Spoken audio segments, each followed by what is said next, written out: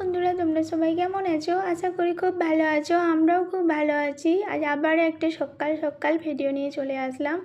যা গরম পড়েছে কি বলবো, ভালো না থাকলেও ভালো থাকতে হবে, অতিরিক্ত গরম পড়ে গেছে।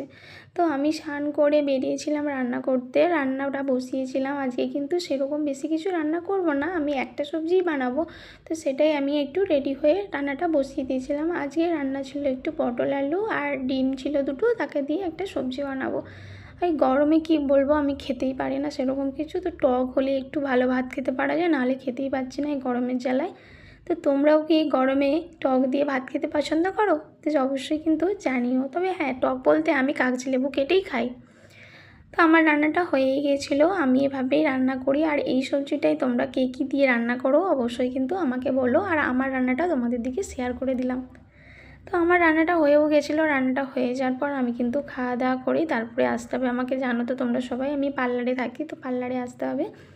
তো আবার রান্নাটা হয়ে যাওয়ার পর আমি খেয়ে দিয়ে রেডি হয়ে আসবো, সেই জন্য একটু তাড়াহুড়ো, সকাল সকাল একটু তাড়াহুড়োই রান্না করতে হয় আমাকে। তো ভিডিওটা কেমন লাগে অবশ্যই তোমরা জানিও।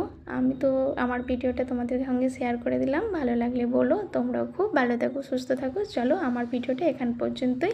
টাটা।